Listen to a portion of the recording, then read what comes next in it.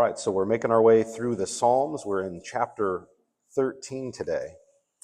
Chapter 13 today, and this is another Psalm of Lament. Psalm chapter 3, we talked about clear and present deliverance, and that was the first lament psalm that we come across. There's a specific occasion for that psalm where David's fleeing from Absalom. And Psalms of Lament they're interesting. There's a cadence to them, and it's just reflective of, as the quote that we saw last week, it's reflective of just the hearts of God's people at different times in their lives, at different seasons, different hardships, different struggles. And one writer in regards to this says, this is Matthew Henry, he says, "The bread of sorrows is sometimes the saint's daily bread. Our master himself was a man of sorrows. It is a common temptation, then, when trouble lasts long, to think that it will last always. Nothing is more killing to a soul than the want of God's favor, nothing more reviving than the return of it. The sudden, delightful changes in the book of Psalms are often remarkable. We pass from depth of despondency to the height of religious confidence and joy." And that's what we often see in these Psalms of Lament. We see this cycle that looks something like this, where you'll have the psalmist in Psalm chapter 13, as you'll see today, and many of the other lament psalms that you'll find, is the psalmist is addressing God, calling on God in their distress, in their time of need. Then they'll cite the situation, which is essentially kind of the complaint, right? It's describing the position that they're in, and there's strong language associated with that, strong feelings associated with that, and then you have this petition or request for help where you're seeking God's aid, and then an expression of trust, as in I'm going to affirm my faith in God. I'm going to put my trust in you that you're going to do the right thing, that you know what's going on with the situation. And then finally, many of these lament psalms end in praise or singing or worship, and that's the resolution for these lament psalms. And so if you're not in this cycle currently, you'll probably be in this cycle at some point in your life. Maybe you're in the midst of these, somewhere in this cycle right now. But look for how this cycle is addressed and how it is in the Psalm 13. It's a very short psalm today, just a few short verses, 3 measures, and see if you can notice how this cycle progresses through this psalm. So just follow along as I read through Psalm 13 here this morning. David says, "How long, O Lord, will you forget me forever? How long will you hide your face from me? How long shall I take counsel in my soul, having sorrow daily in my heart? How long will my enemy be exalted over me? Consider and hear me, O Lord my God. Enlighten my eyes, lest I sleep the sleep of death. Lest my enemies say, I have prevailed against him. Lest those who trouble me rejoice when I am moved. But I have trusted in your mercy. My heart shall rejoice in your salvation. I will sing to the Lord, because he has dealt bountifully with me." This process of lamentation that David went through, that cycle of just, again, despondency, the depths of despondency to the heights of joy, full reliance on God. And that's what we'll talk about today, going from pain to praise. I mentioned that in Psalm 3, that first lament psalm, there's a specific occasion that David pens that in response to, which is his flight from Absalom in chapter 13, in this superscription, which are in the original Hebrew text, by the way. It just says, "To the chief musician, a psalm of David," so that we know this is a psalm of David, but we're not given the occasion, the reason why he writes this. So surprisingly, there's like extensive, I didn't read the whole of it, but I mean, there's been like PhD things written about, he must have wrote this fleeing from Absalom, or he must have wrote this fleeing from Saul. We don't really know. So I didn't even get into the weeds on that one. I was just surprised that, like, wow, people really are digging into this. And so I want to provide some sort of context to this, some sort of parallel passage to this. So I'm going to do that. But first, I want to bring up the story of a young man who's also dealing with some lamentation, who's also in a state of pain, who's going to have this cycle that we see kind of come to an end. We don't know his name, so I just figured I'd call him Malik because that means servant, and it's very fitting because Malik was a servant. He was a slave, a young Egyptian boy, presumably taken from his home or sold into slavery at a very early age. Probably didn't come from a very wealthy family, given the case.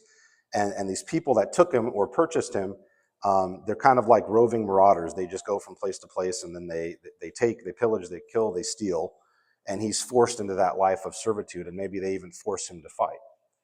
And so this is Malik's life, and it's a hard life. He didn't choose that life, but this is the situation that he's found himself in. And one day, after a raid on a defenseless village, afterwards he gets sick. And as he's sick, the master says, well, there's no hope for you, so we're just going to leave you. And if you can imagine, you're already helpless. Now you're hopeless. You're sick. I mean, if you've ever been sick and you've been on the couch all day and can barely summon up the strength to go get yourself some food or get yourself some water, imagine being out in the middle of a wilderness where there is no food or water. I mean, this is a hopeless situation that Malik finds himself in. And this is real abandonment. The first point in this psalm is the perception of abandonment. The perception of abandonment. It's one thing to be abandoned in reality, like Malik was. It's another thing to feel as if God has abandoned you. And it's okay, I think, in some circumstances, to feel as if God abandoned you. That's how you feel. If that's how you feel, that's how you feel. Does that necessarily mean that that's the reality? Of course not. But this is how David is expressing this. He says, how long, O Lord, will you forget me? Will you forget me forever? He feels as if the Lord has forgotten him. He says, how long will you hide your face from me? One translation puts it this way, how long will you look the other way? But David has this sense of God's forgotten. He's choosing to turn away from me at this point. Another brief lamentation from Psalm chapter 77. This is the Psalm of Asaph. Asaph writes this, will the Lord cast off forever? And will he be favorable no more? Has his mercy ceased forever? Has his promise failed forevermore? Has God forgotten to be gracious? Has he in anger shut up his tender mercies? These are strong feelings, as if God has forgotten, questioning if God's mercy is ending, questioning if his promises have failed or his graciousness has been shut off. And all you get from the Lord now is just feelings of abandonment. One person wrote that abandonment is reflection of the person who walked away, not the one who was left behind. In Malik's case, he truly was abandoned, left kind of like human garbage. We're leaving you, you're going to die. You're of no benefit for me anymore. I'm just going to leave you here. David, in this difficult situation, whatever it might have been, has this sense. We're told in the New King James, the New Testament, quoting from the Old Testament, that God's never going to leave you nor forsake you. He's not going to abandon you. He's not going to desert you. And so to take heart in that. But the first part of that is to say, hey, don't be coveting. Don't put your trust in things, because those things are going to go away, but I'll never go away. I'm always going to be here. I wanted to bring in some sort of parallel passage to give context to maybe something that David was going through. So in 1 Samuel 30, where we find David is in a very difficult position, 1 Samuel 27 and 1 Samuel chapter 29, the lead up to chapter 30 is that David is essentially fleeing from Saul, and he finds himself in the land of Gath, where he has to go to the king of Gath and basically get refuge there. And so he gives him refuge there. He gives him this little village called Ziklag, and he says, you can kind of stay here. And while he's in the Philistine land in Gath, he's actually warring against the enemies of Israel, but he's lying to the king and saying, oh, I'm actually fighting these other people. And so he's running from his own nation. He's not fully embraced in this enemy nation. And then in chapter 29, the Philistines are going to go up to fight against Israel. And the other leaders of the army are basically saying, like, why is David here again? We don't want him here. And so he's not wanted by his own people. He's not even wanted by the enemy people anymore. And as the king sends David back to Ziklag, this is the situation David finds. Now it happened when David and his men came to Ziklag on the third day that the Amalekites had invaded the south and Ziklag, attacked Ziklag, and burned it with fire, and had taken captive the women and those who were there, from small to great. They did not kill anyone, but carried them away and went their way. So David and his men came to the city, and there it was, burned with fire, and their wives, their sons, and their daughters had been taken captive. So David's got his band of 600 men or so, and they're going around trying to really kind of undermine the Philistines, and they don't trust him. But then they get sent back, and now the Amalekites have old enemies finally making their way. They've returned, and it's just like from bad to worse with David. He's already not welcome in his homeland. He's not welcome anywhere, and he goes back and he finds that his family, his men's family, his village, razed to the ground, and everyone's taken. Not a great situation. How does David feel about this? Well, David and the people who were with him, they lifted up their voices and wept until they had no more power to weep. Have you ever cried until you just couldn't cry anymore? You ever been in such sorrow that it just all you felt like you could do was just go to sleep? They cried until they couldn't cry anymore. David's two wives, Ahinoam the Jezreelitess and Abigail, the widow of Nabal the Carmelite, had been taken captive. Not just them, it says everybody. Now David was greatly distressed, for the people spoke of stoning him. Are you a real leader of the Israelites if you don't get questioned or don't get threatened with stoning? Because the soul of all the people was grieved, and every man was grieved for his sons and his daughters. They're putting this on David. David, you've failed. It's your fault we followed you. Now we're not welcome anywhere, and now we don't even have our families. And David's distressed. This is a word for like being pressed upon. And the Hebrew kind of lexicon says it's like somebody shaping clay. So they're pressing him. And what's David's response in this? Well, again, this may not be the occasion that Psalm 13 is written, but it's certainly parallel in some ways. David feels as if God's forgotten. And if you can imagine going from bad to worse to the worst, this is a horrible situation. How long, O Lord? Have you forgotten me? Have you forgot that I'm your anointed one? You chose me, and ever since you chose me, nothing but bad has happened. Now my wives are gone. My men want to kill me. What am I going to do? Turn your face from me. And then we get into the persistence of anguish. This has been called by some commentators the howling psalm. The howling psalm, like a wolf or a dog howls, because that question is asked 4 times. How long? How long? How long? How long? The persistence of anguish. How long, one translation says, must I struggle with anguish in my soul, with sorrow in my heart every day, and how long will my enemy have the upper hand?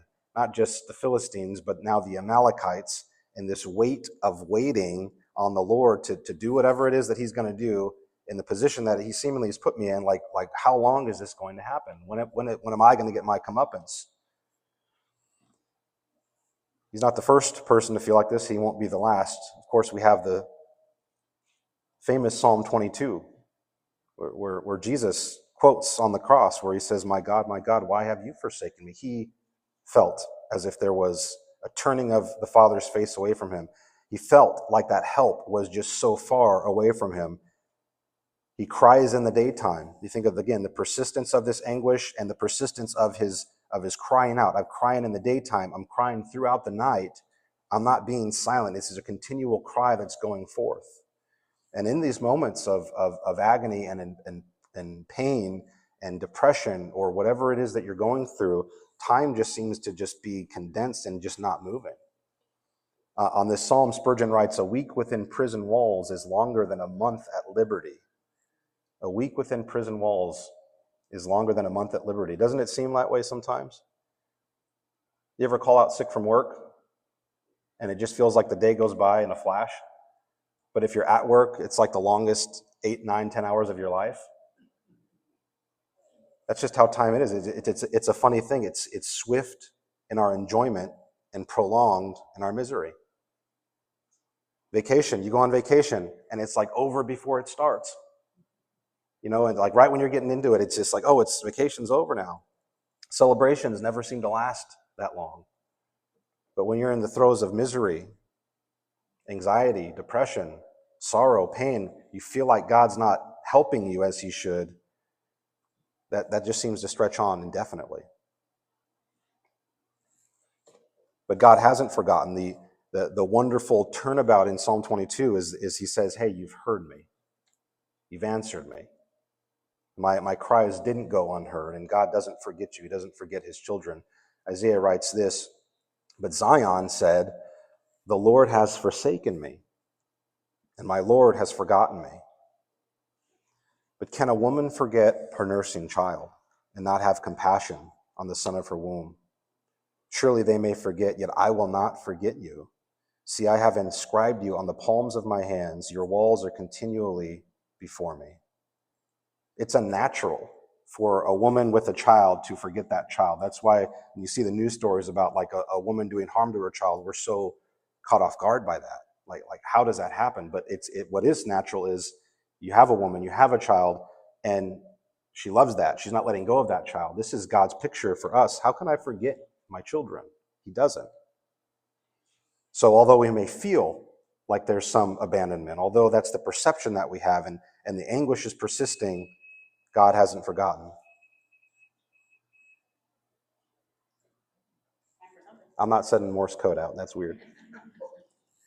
That's a new one.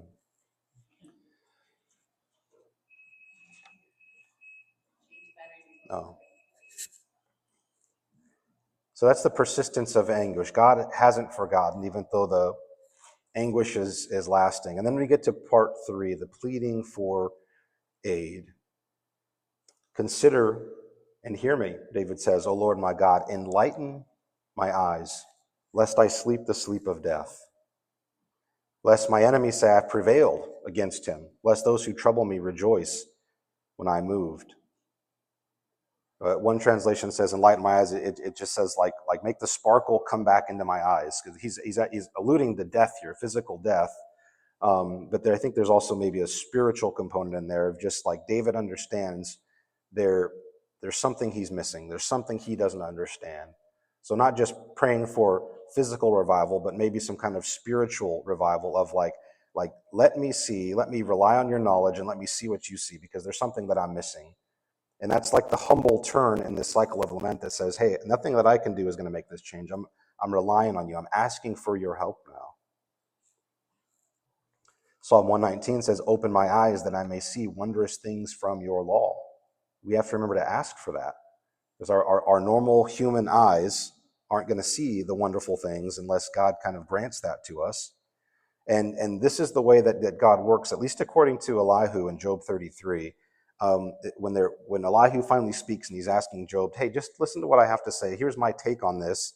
He doesn't have all the information, but I think in broad strokes he's weighing in with some pretty good advice, because he's saying God speaks in one way or another, but we don't really perceive it. We don't fully see it. And so he does this in order to change something, to turn something, to turn us about, to make us see some other pathway that we're not seeing. And so in this description of this person, Elihu's saying, this man shall pray to God, and he will delight in him, for he shall see his face, God's face, with joy, for he restores to man his righteousness. Then he looks at men, this man looks at other men and says, I've sinned, and I've perverted what was right, and it didn't profit me.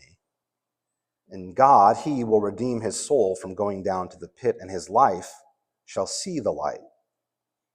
Behold, God works all these things, twice, in fact, 3 times with a man, to bring back his soul from the pit, that he may be enlightened with the light of life. David's concern here wasn't just that of course God's forgotten him, but it was that, hey, Lord, you're going to let, again, your anointed one, you had the prophet anoint me, and you're letting the enemy exalt over me. How does this work? And so he brings that to remembrance of the Lord, saying, hey, the Amalekites of all people. So the Amalekites, this tribe, descendants of Esau, grandson of Amalek, the first nation to attack Israel after the Exodus. They'd been at war with Israel from generation to generation. In 1 Samuel 15, Saul's told by God, go destroy all the Amalekites, wipe them off, and he doesn't. And that's kind of the beginning of Saul's turn, where God distances himself there, and that leads to God's rejection of Saul. And then now, 1 Samuel 30, it's the Amalekites again, and they're just this constant thorn in the side of Israel. And David's saying, of all the people, this is going to be the cause of my own men to stone me, an Amalekite attack. Don't you remember, God, you've promised me these things. And so he's going to take heart in that. We see Moses doing something similar. I won't read all this text here. It's a bit lengthy, but similarly, Moses comes down, sees his people with the golden calf, and is furious. God's furious. And so he essentially says, hey, why does your wrath burn so hot? You've gone through all the work of showing yourself more powerful than all these false gods. You've delivered them from the hands of the Egyptians, and now you're just going to let them die out here by your own hand? Really? And so the Lord, verse 14, at Moses' petition, relented from the harm which he said he would do to his people. So what are we to do in a situation like this? What does David do in a situation like this? Remember, great distress. He's feeling this great distress, and he's under threat of death from his own people. I don't know what my response would be in that situation, to be honest. I would think I would just run away. You're out there in the wilderness. You have 600 angry guys. Their families are gone. Your village is burnt. Where do you go from there? Yeah. So verse 6b, David's greatly distressed, but David strengthened himself in the Lord, his God. He went from great distress, saying, what's the only option? What's the only option here for me in this particular position? Go straight to the Lord. Strengthen yourself in the Lord. And that's what David did. He encouraged himself in there through prayer. And so what is his action after this? In this humble turn, he sends out to the priest, Abimelech's son, bring the ephod. And David inquired of the Lord now, shall I pursue? Shall I overtake? This is a reliance on God. Shall I do this thing? And God says, pursue, for you shall surely overtake them, and without fail recover all. And this shows a massive difference between David and Saul. When Saul was in a pickle, just in chapter 28, he doesn't go to God, he goes to a spiritual medium. That's the direction that he went after. David, in this great stress, strengthens himself in the Lord. That's the only proper step in a situation like this. Then in point 4, we get this proclamation of assurance, this personal assurance, trusting in God's mercy. David says, I've trusted in your mercy. My heart shall rejoice in your salvation. The word really is deliverance. I'm trusted in your deliverance. And he confides in God. He strengthens himself in God, encourages himself in God, seeks God in prayer. He gets direction from God. And then in trusting in his mercy, trusting in his direction, now he's going to go pursue. And this is what happens. David went.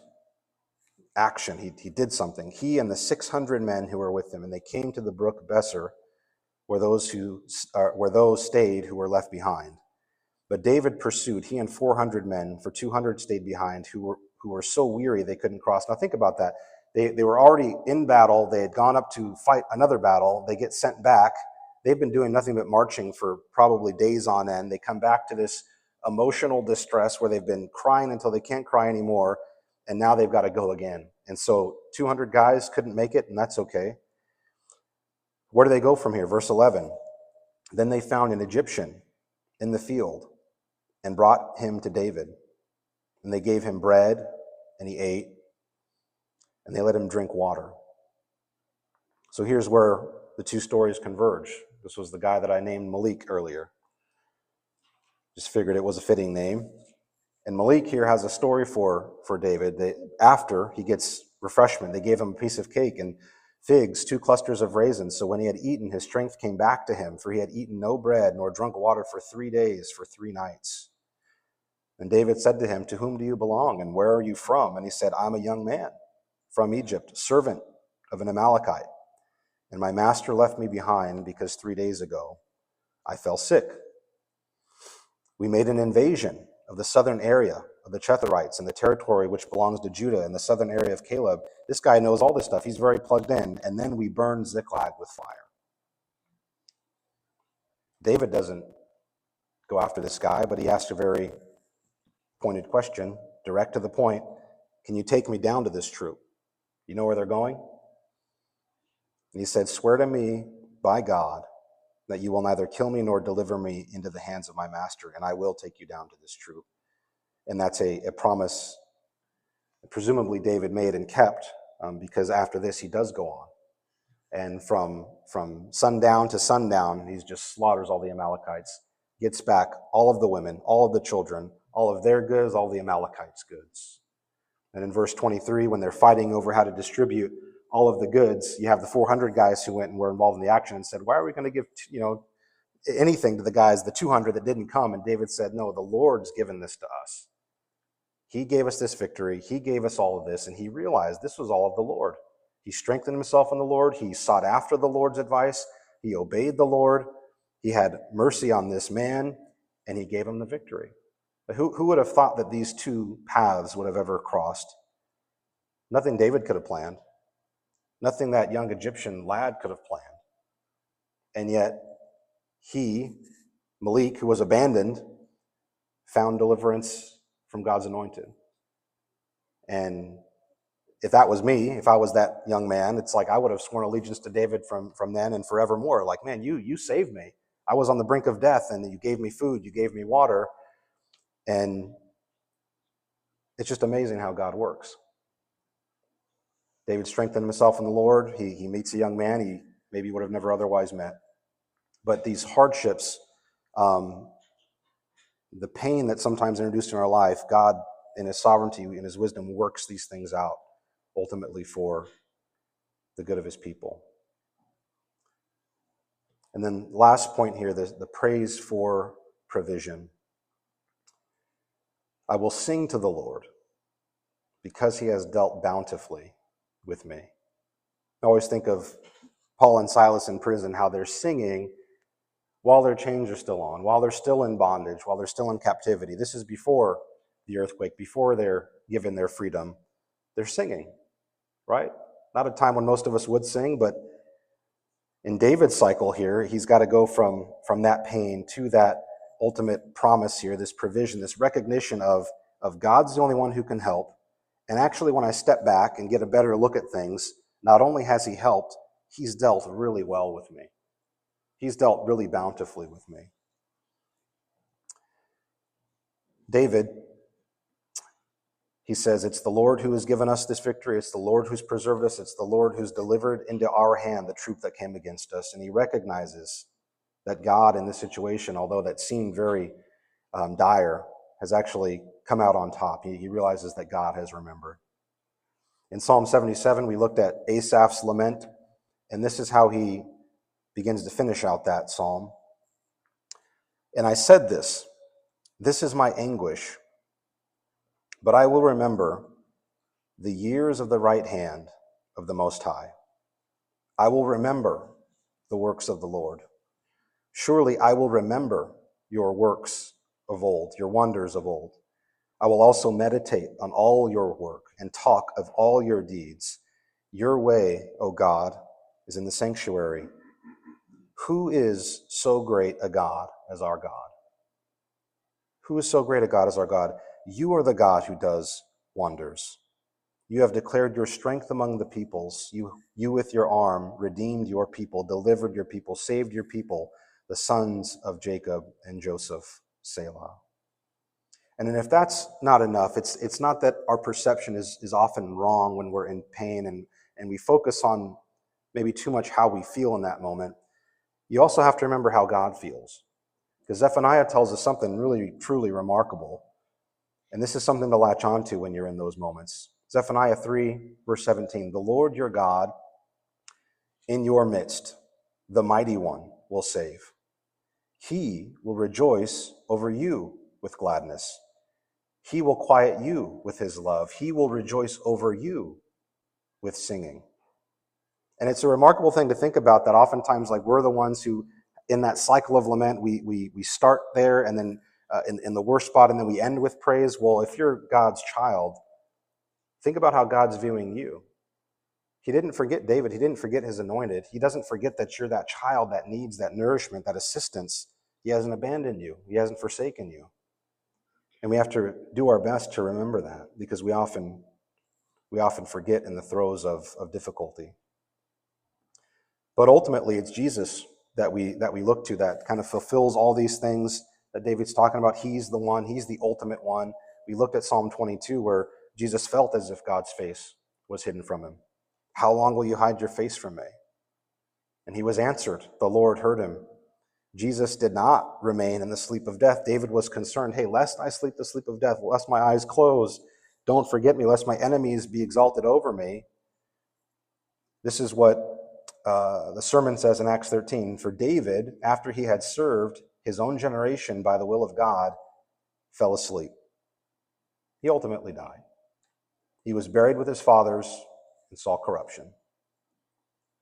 But Jesus, whom God raised up, saw no corruption. Therefore, let it be known to you, brethren, that through this man, Jesus, is preached to you the forgiveness of sins.